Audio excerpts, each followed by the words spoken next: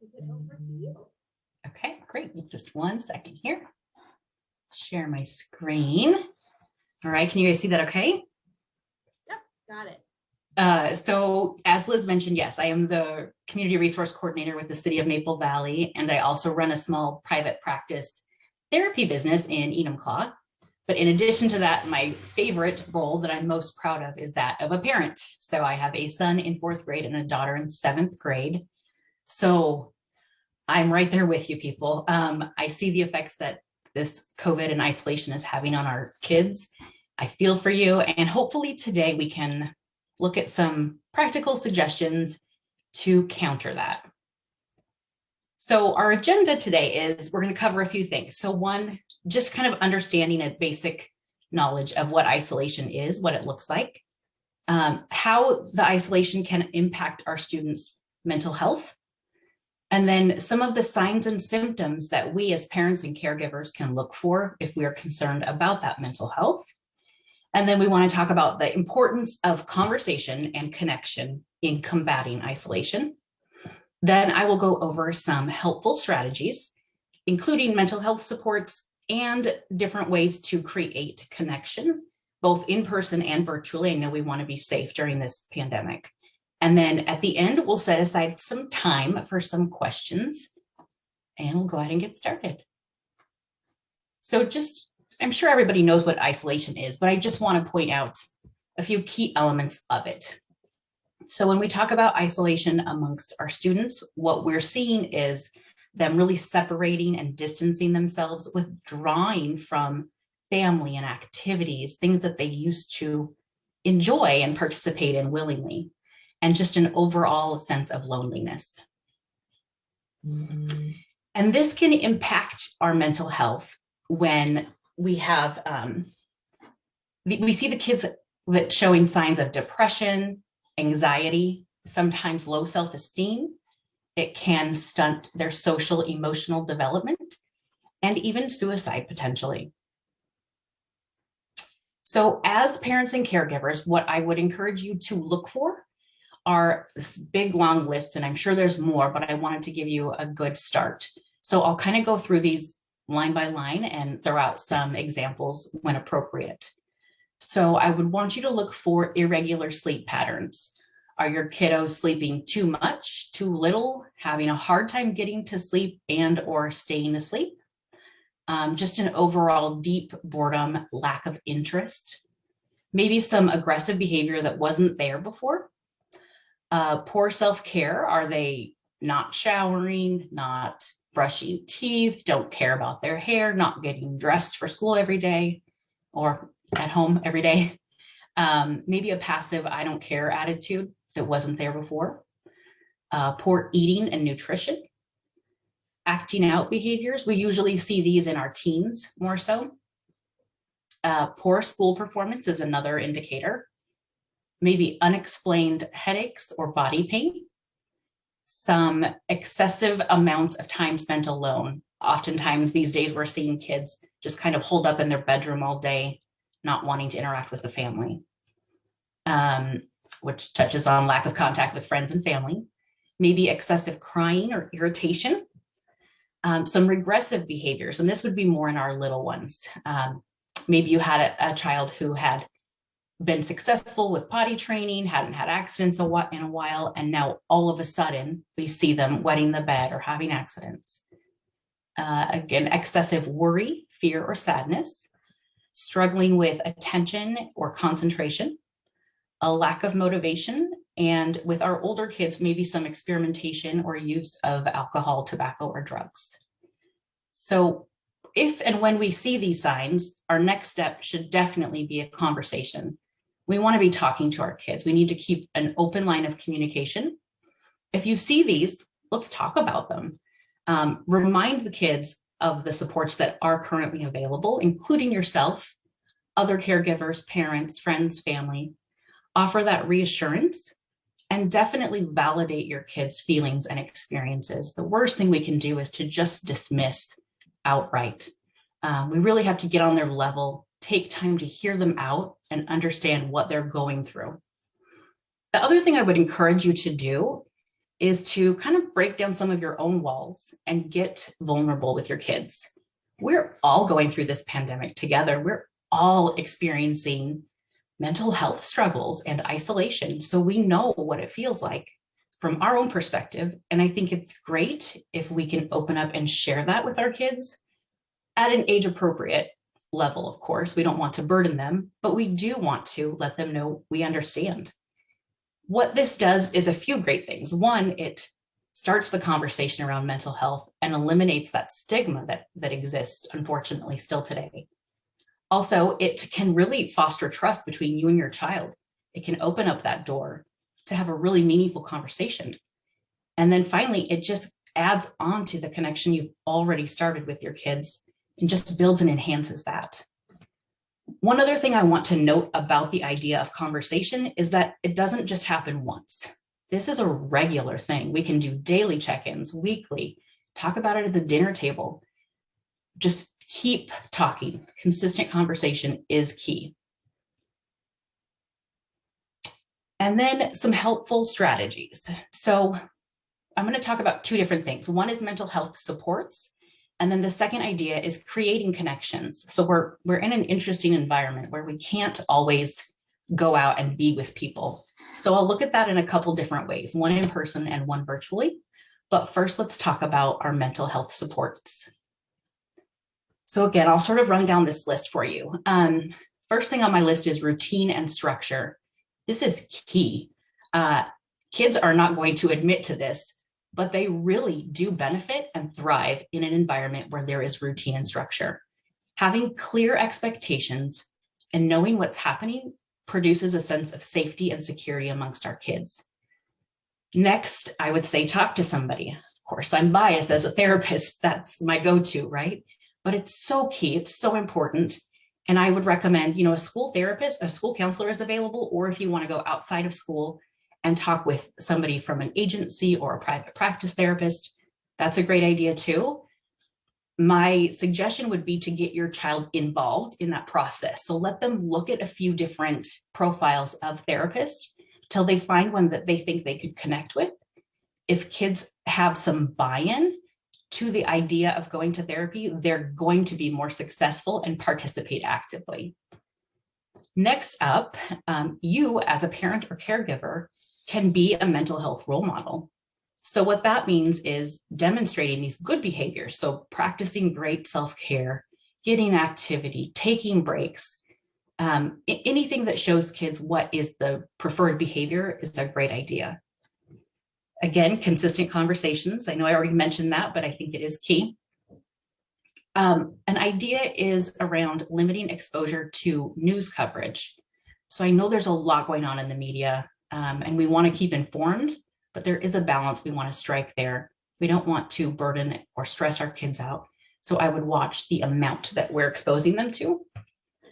Next up is spending quality time together. I think it's important that we don't just focus on, get your homework done, do the chores, this and that. Make time to do something fun and lighthearted. We've got enough heaviness as it is, so find that good quality time. Next up, I'm going to group getting outside and daily physical activity together.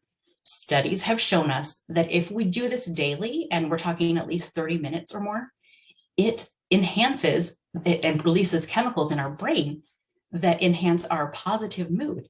It really elevates that. So there's science behind it. It's a great idea. Get out and get active. Next is positive words and encouragement. It's so easy to focus on the negative, but I would push you to look for positives. So when we see our kids doing great things, behaving in a way that we find acceptable and appreciative, that's when we really want to celebrate it. Call it out, make your kids feel good, let them know that you see them doing great things. Next up is the idea of meditation. So I go to YouTube for this. There's tons of free guided meditation on there. I've included a link at the end of the presentation too, just to get you started. And then the next two ideas are breathing exercises and grounding techniques. And I'm going to go over a couple really simple examples right after this. What I love about those two things is they're tools you can take with you. You don't need any extra equipment. You don't need any training, and they're portable. So here we go. Let's do the breathing exercise first. So often when I have kids in front of me, I will ask them to tell me what their favorite flavor of cupcake is. And they go into detail and describe, chocolate with vanilla frosting. They say, oh, that sounds so good. I want you to imagine that you have a cupcake in your hand and you're going to take a deep smell and smell what the cupcake smells like. So they go, and then we're going to pretend that there's a candle on that cake and you're going to blow it out. And so we go through that exercise 3 to 5 times till a kiddo can kind of regulate and calm down. It's a great technique for anxiety and even anger sometimes. Next one is 5, 4, 3, 2, 1. So this is another good one for anxiety. What I like to start with is, a few of those breaths that we just practiced. And then you ask the child, okay, tell me 5 things that you can see right now. And they'll look around the room and they'll name 5 things. Good, great. Now tell me 4 things you can feel.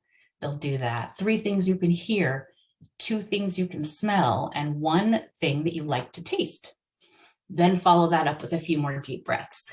The idea behind this is your kid's brain is no longer spinning in that anxiety mode, and they're able to calm down, regulate, focus, and continue a conversation or move on to the next topic. Okay, and now I talked about creating connections. That's so important when we're isolated from others. So first, I'm going to go over a few things we can do in person, but I definitely want to call out that we are still in a pandemic, and please follow appropriate social distancing and face covering guidelines. But here are some ideas that you may be able to do with other friends or families. So 1, parents, caregivers, I'd say take the opportunity to organize some in-person play dates in a safe way, of course. Some ideas include meeting at a park, maybe going for a walk or a hike, planning a picnic. Another idea is something called a pandemic learning pod. So that's just a small group of families that their students study together and learn together. And then next up would be a surprise delivery drop-off. Actually did this with my kids. We put together little gift packages of candy and did drop-offs at their friends' doorstops and just left a cute little note. And the great thing about this is it usually inspires communication. So we got some thank you cards, we got some text messages, and it was a great way just to get the kids talking again. Here's a fun idea that I suggested recently to some clients. Create a backyard obstacle course. So, put together whatever you have, a trampoline, I don't know, you'll get creative and make your own, and it might be fun to time each other and see how you do. Next, I just want to acknowledge and recognize that different families have different spiritual and cultural practices that help them feel connected. Please practice whatever is appropriate and makes sense for your family. Then I'm going to jump over to some things that we can do in our own families, in our own homes, that won't require social distancing. 1 is to write and send letters and cards. This is a great one for grandparents. And the wonderful thing about grandparents is they usually write back, so kids enjoy getting some mail. Another one is spending time with pets. So we don't just have to connect with human beings, we can also connect with our animals. And again, studies show that time spent with pets can reduce stress, bring blood pressure down, and just, again, create that sense of connection. Family dinner. It's a simple idea, but I know we're in a very busy time, and I think sometimes we forget about this one. But it's nice to sit down at least a couple times a week with our family and have some really great conversations. Here's one we do, and it's a dance party at home. Kind of have a dance off, parents against kids, see who's better. And of course, family game night. Maybe you could cook and bake together, and car ride conversations. I just want to throw this one in there because this is a great technique to use with teenagers. There is something about the idea of them not having to face you eye to eye and have a conversation, but when they're looking straight ahead, it really allows them to open up. And I've had great conversations with my daughter, and I've heard other parents have success with this as well. Okay, next up, I'm going to talk about creating connections virtually. And I know this is kind of a touchy subject because we're on screens so much as it is, but it's a practicality of where we're at currently. So one would be a movie watch party. There is a program through Netflix called Teleparty where you can stream the same movie simultaneously with some of your friends, and it offers a chat feature. So it's almost like you're at the movies with your friends. Another one, obvious, but FaceTime phone calls, those are great. Lunchtime Zoom cafeteria. So maybe you could use your lunchtime or your power hour to connect with a few of the kids, get them together, a few of their closest friends, and talk about how their day's going, what they're eating for lunch, just a way to connect. And then an idea here is reading aloud to distant family or friends. This is a really good one for the littles, obviously. I think it works best over like FaceTime or video call. And again, grandparents love this one. And then finally, I have video games on here. Don't be mad at me, but I see this in my own house. This is a way my son connects with his friends. They get on games together, they talk, they laugh, they have a great time. And when we weren't able to get out of the house, this made a huge difference in his well-being. But I will say this needs to be moderated, of course. It can't be all day. You want to really limit your screen time, but it is an option. That is the gist of my presentation. I have some resources at the end of this, and I hope that this at least gets a conversation started for you. And you know, maybe you can try some of these ideas, contact me, let me know if they work. If you have any other ideas, I'd love to hear them. And then I believe at this time we'll open it up for questions. And then I just want to show you quickly, here's some resources, both practical and then some of the fun stuff that I talked about, like the Teleparty, YouTube meditation, and conversation starters for kids and teens. And I will ask Liz to include that maybe in the description box below.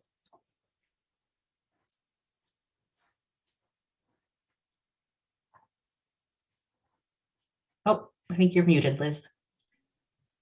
You're on mute. Are you thinking to put the community resources in the chat box? Yeah, we can do that too, right? Okay, sure. Yeah. So I'd love to open it up for any questions that the attendees have, or something that you were hoping to hear when you came. Maybe that might be a good place to start for questions, is something that you were hoping to hear that maybe you didn't hear, or something that you'd like to. And I'll leave it open here for a second while people kind of think about what they want to share or ask. Leave this up. While we're waiting for any questions that people have, the next upcoming webinar is Successful Online Learning Techniques, and that's on March 10th at 4 p.m. And I'll put all of those links in the chat.